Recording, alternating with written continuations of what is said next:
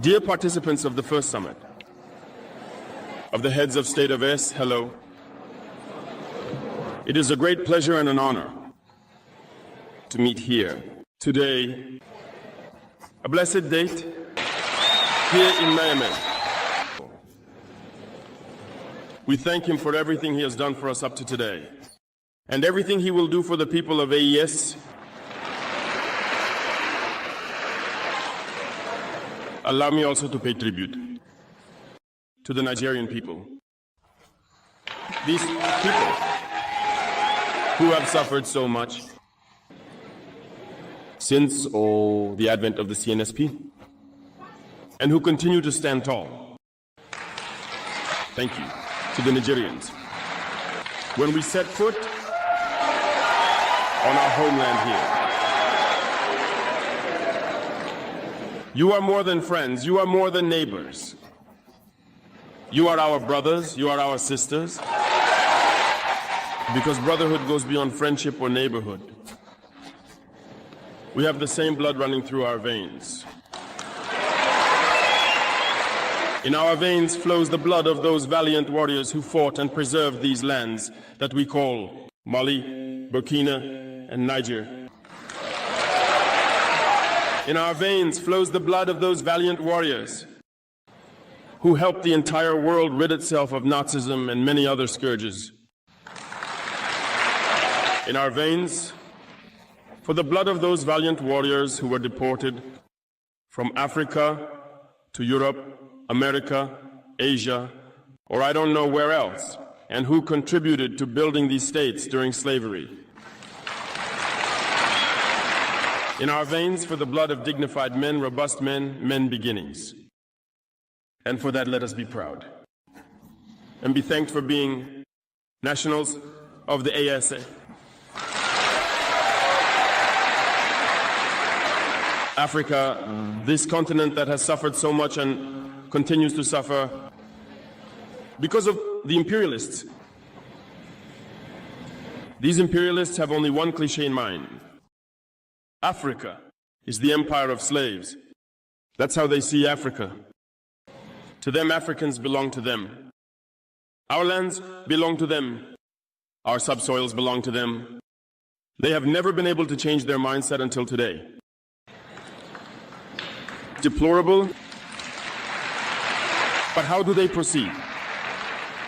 Unfortunately, it has been since the 1960s when these sham independences were given to Africa. They have merely placed local lackeys at the head, according to them, of their sub-prefecture to be able to continue supplying them. These local lackeys whom we would call today salon slaves. In other contexts, it's about trying to live like the master, to satisfy the master, and to do everything the master dictates to them. They steal, they plunder our states, bring everything to the master, and their wealth is kept with the master. They do everything to live like the master and always satisfy him. When the master commands, they execute. Do you know who these salon slaves are? Well, we are going to explain what that is. They are individuals who have no dignity, who have no morals, who have no personality. But the master slave has always known how to identify these individuals. They are always ready to betray their brothers to satisfy the master. They have betrayed us since independence, and others continue to betray us today for the benefit of their master. These individuals continue, against all odds, to help the master plunder Africa. They enjoy saying it every year in their economic surveys. Burkina Faso is the poorest country, Mali is the poorest country, Niger is the poorest country. We are ranked among the last.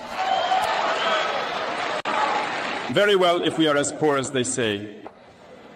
But when the time came to take responsibility, we asked these masters to leave the premises.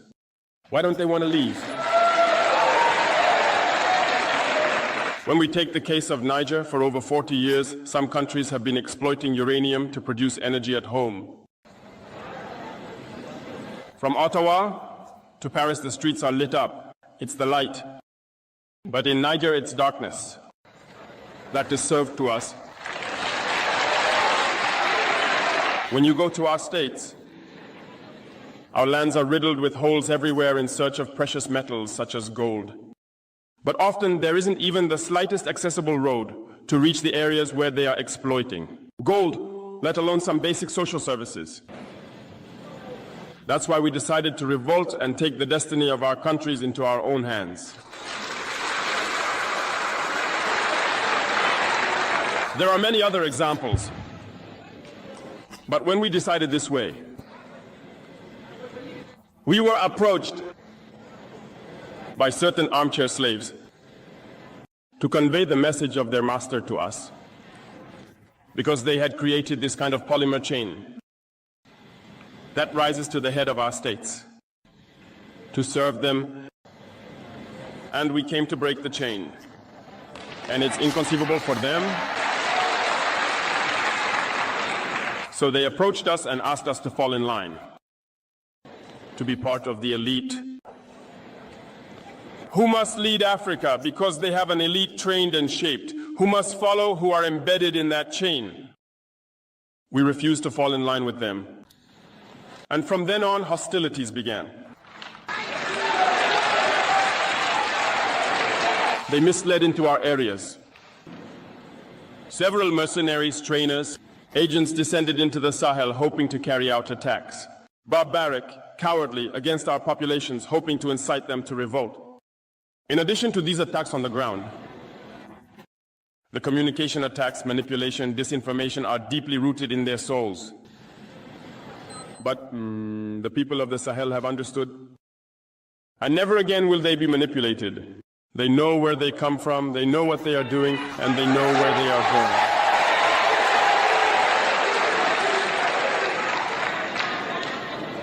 We will no longer allow this. People are awake and people are fighting today, not for ourselves, but for future generations. And thank you all for the fight that is being waged. This never makes us cry.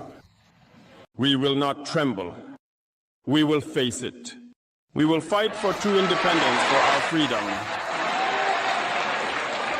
Because to instill fear to the people of the East, these individuals have only 3 terms in their mouths: democracy, freedom, human rights.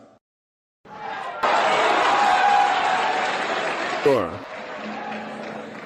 Their local values are only elected in a process that is democratic, free and transparent. According to them, their values. What could be more normal than wanting to impose on us this, because they are the ones who set the rules?